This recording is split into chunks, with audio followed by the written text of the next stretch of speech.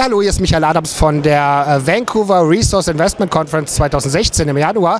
Ich bin nach circa einem Jahr mal wieder bei Exeter Resources. Ich hatte das letzte Interview mit dem Wendell Simpson auf der PDEC 2015 gemacht und heute habe ich einen neuen Gast, und zwar den Wendell Zerb, der ja jetzt schon seit einiger Zeit auch der Chef bei Exeter ist. Und ja, das erste Mal aber, dass ich ihn auch wirklich hier zum Videogespräch habe, und da freue ich mich sehr drauf. Thank you very much for taking the time to talk to me. Great, Michael. And so you're with Exeter for like 2-3 years right now. So I'm now with Exeter for 3 years. Right. 3 years, and prior to that, a long stint in the investment community. You've been a mining analyst, right, for Canaccord under? That's right. So I left Canaccord in July 3 years ago, okay. And joined Exeter following that.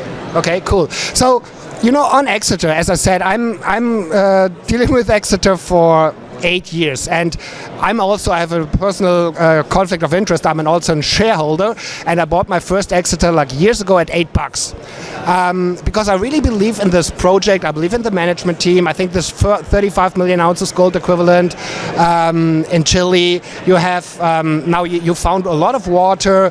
You have 26 million or whatever in the bank account. So there's nothing wrong, what I could figure out. So, but still, the stock, yeah, I averaged down on the way down to 46 or whatever cents we are right now.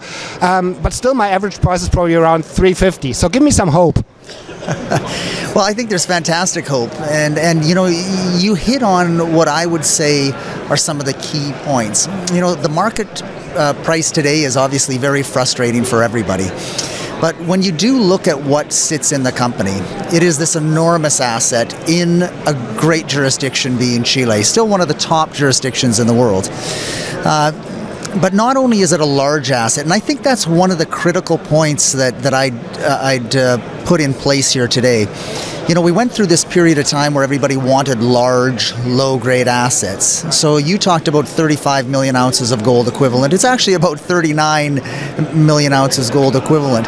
But I think market went through a phase of saying, well, that's great, but nobody's putting these into production, and therefore you're not going to do it, and therefore if you did, there'd be great dilution.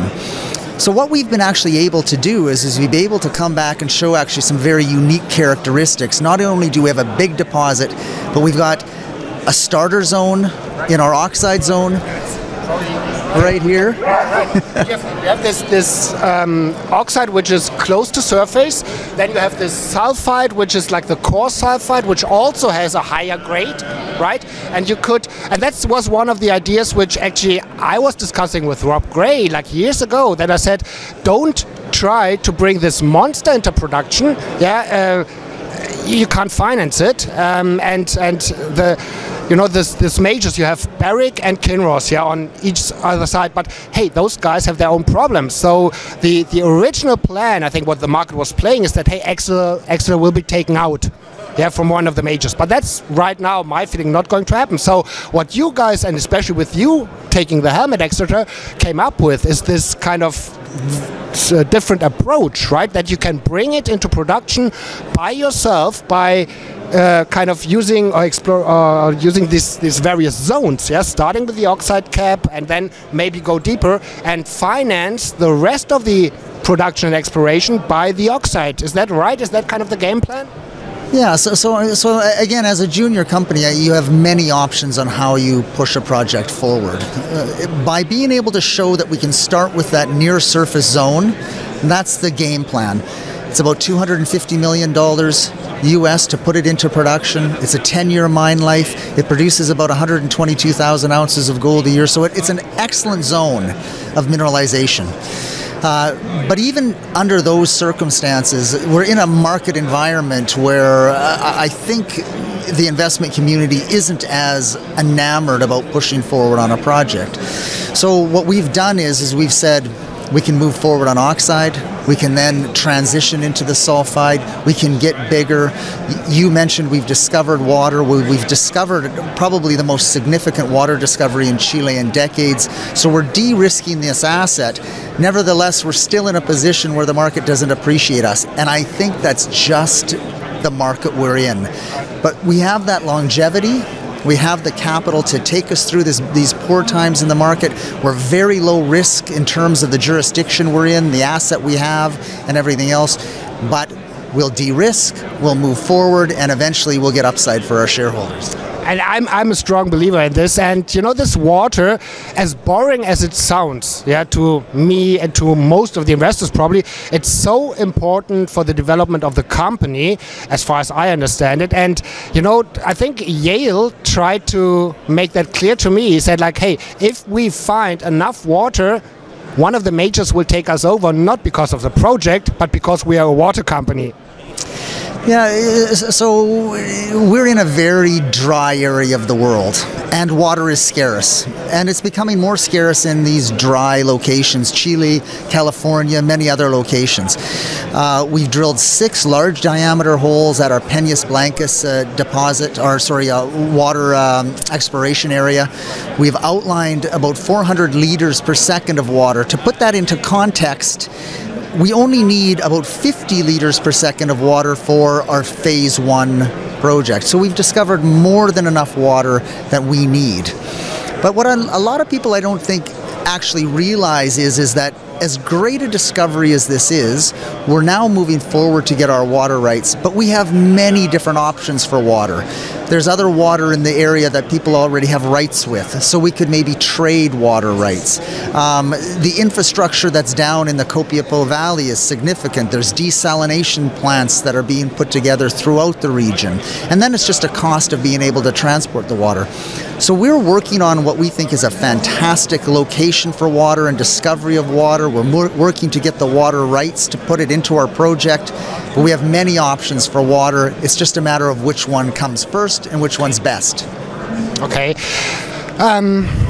No, again, I really like this approach, and also you kind of announced some cost cutting, yeah, to preserve as much of the cash as you have right now, which also is probably a smart move, because we don't know how long this depressed market will continue, and definitely you don't want to dilute your shareholders because you need to raise more money, like a lot of the companies around that show, right? They need to raise more money at these valuations to dilute the hell out of their shareholders, which nobody likes, right? So I really like this plan, but on the other hand, you have this huge cash position. Is there any thinking of putting some of that money to work towards other projects, like acquiring other companies, other projects? That's something which the Exeter guys are really good at, right? To discover good projects. So, and there was some, I think in Mexico, you kind of had some deal going on, which didn't turn out in favor as far as I understand it. But still, are you going to continue in that direction? Will there be some, besides Caspiche, yeah, will there be some other activities? So we're always actively looking for new opportunities for shareholders, and I would agree this group has been very successful at finding good opportunities in the past.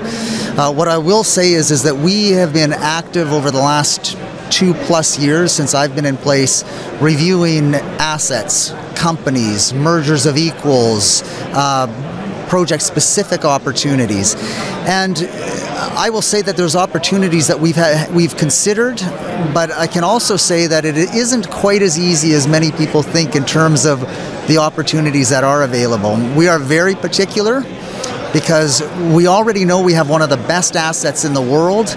We don't want to dilute our shareholders by bringing in projects that aren't as good.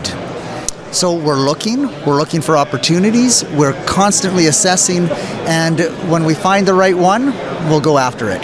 Okay, and one of the reasons why I was asking was on the news flow, yeah, based on the stage you are in right now, yeah, with this water, the last couple of months have been pretty quiet, right? So let's assume the market gets better, like the whole resource market gets better. Of course, there will be some catch-up of the share price because the whole market gets better, but to really create new excitement, you will need more news flow. And if you would go for another project where you can drill the hell out of it, yeah, and come up with good results, that would probably create some more excitement. But on the other hand, in this market, you don't get any reward for these type of discoveries. So again, as I have to say, I think you made the right moves in the past.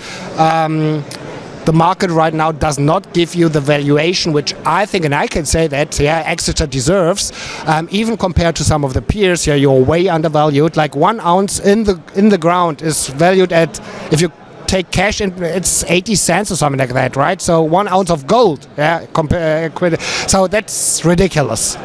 Yeah, so, but that's my opinion. I'm biased, so maybe some final words to the German and of course Canadian shareholders. Well, I think what I would say is that we are in a marketplace that you do need some patience.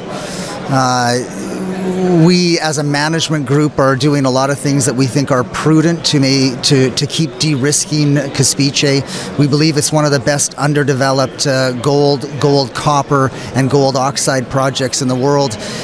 We do have the balance sheet to support us in these difficult times, and I would say that patience will be very well rewarded when we do get a turnaround in the marketplace.